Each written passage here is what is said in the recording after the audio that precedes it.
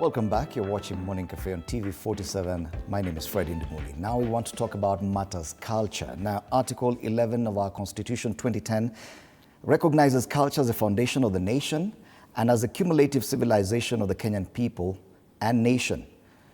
Part 2 of that says the state shall promote all forms of national and cultural expression through literature, the arts, traditional celebrations, science, communication, information, mass media, publications, libraries, and other cultural heritage. Goes on to say that it will recognize the role of science and indigenous technologies in the development of the nation and promote the intellectual property rights of the people of Kenya. Our discussion this morning is about reclaiming our cultural diversity. And for us to have this conversation, we're very privileged to have in studio Dr. Kiprop Lagat, who's the Director of Culture, State Department for Culture, the Arts and Heritage. Karibu sana, Dr. Lagat. Thank you very much. And matters culture are rarely discussed because probably some people feel that this is not the core business of a nation, but just how central is the issue of culture to a society like Kenya? Well, the fact that the Kenyan Constitution recognizes culture as the foundation of the nation and as the cumulative civilization of our nation, that is demonstration enough that culture plays a very central role in national development. But as you've rightly put it, it is unfortunate that matters culture are normally put in the periphery because of various reasons ranging from Western education, colonization, amongst others. However, the State Department for Culture, the Arts and Heritage and the Government of Kenya is committed to centralizing the role of culture in national development. Now, so kindly take us through the mandate of the State Department that you lead, the State Department of Culture, the Arts, and how it has evolved since the 2010 Constitution. Our main mandate as the State Department of Culture is to promote, preserve, develop and revitalize Kenya's diverse cultural heritage to inspire creativity and sustainable development.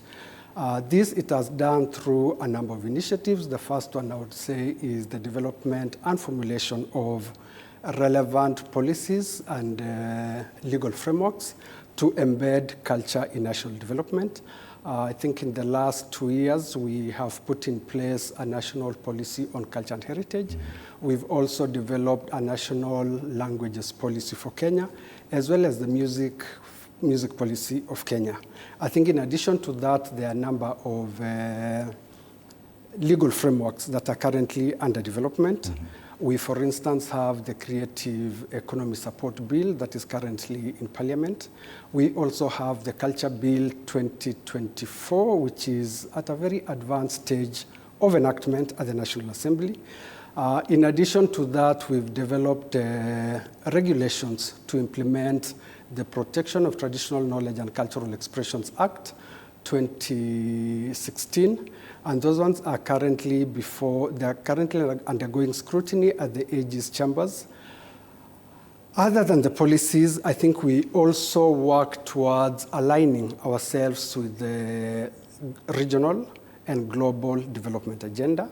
One of it, for instance, is I think about 2 months ago, our principal secretary was spearheading Africa's regional MONDIACULT discussions, that is the World Conference on World Cultures.